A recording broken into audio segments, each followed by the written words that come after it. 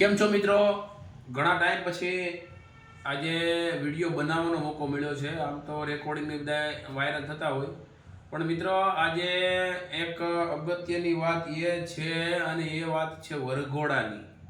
એટલે કે પાલનપુર છે અને પાલનપુરના બાજુમાં ગાદલવડ કરીને ગામડું છે. ત્યાં વરઘોડો કાઢવા માટે પોલીસ પ્રોટેક્શન સાથે એ ગામમાં વરઘોડો કાઢવામાં આવ્યો. અને ઘણા જાતિવાદી તત્વો છે જે ભારતનો અને ગુજરાતનો વિનાશ કરવા નીકળ્યા છે. એ લોકોને રોજગારી નથી દેખાતી, ધંધા નથી દેખાતા, રોજગારીનો ફુગાવો નથી દેખાતો, નોકરીઓ પ્રાઇવેટીકરણ થઈ એ નથી દેખાતું, પણ ઘોડા અને હજી ઘોડામાં જ લાગ્યા છે. એટલે એ નરાધમોને ખબર નથી કે ભારત દેશ છે એ બંધારણથી ચાલતો દેશ છે અને તમામ લોકોને સમાનતાનો અધિકાર હોય.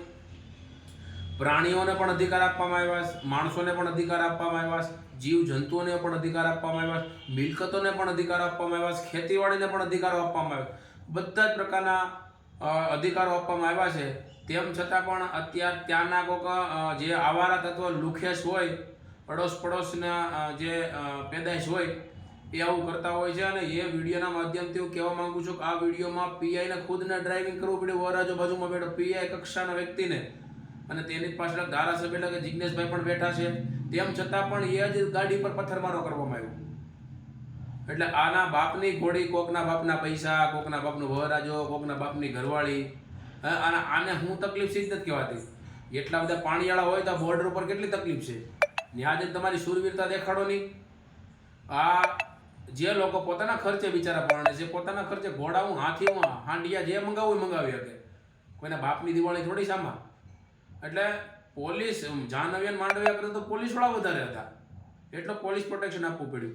જે આવારા તત્વ છે, જે લુખેશ છે, એ ચેતી જજો, તમારા બાપની પેઢી નથી. અને હું તો કહું ડબલ તાકાતથી એક ઘોડી મંગાવો ને 10 ઘોડીઓ મંગાવો અને જાન કાઢો. આવા લોકો છે જે લેભાગુ તત્વ.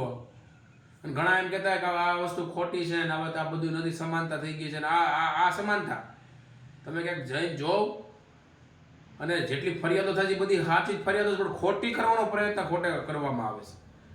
એટલે આવા જે આવારા તત્વો છે, લુખા છે, જેના કોઈના મા બાપના ઠેકાણા નથી, ના લુખે જ રૂપિયો નથી કમાતા, એને જ આ ધંધો છે ને એને જ ખબર હોય કાંઈથી આ કરવાથી આ વસ્તુ મળે. બાકી જે સારા માણસો છે જેને કાંઈ લેવા દેવા નથી, એ તો બિચારા કામ ધંધામાં નોકરીમાં મળ્યા છે કે 2 પૈસા ક્યાંથી આવે, નોકરી ક્યાં કરવી, ધંધો કેમ થાય.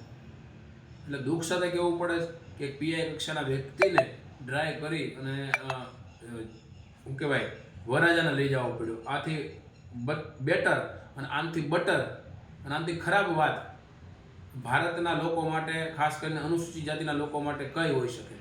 જય ભીમ, જય સંવિધાન.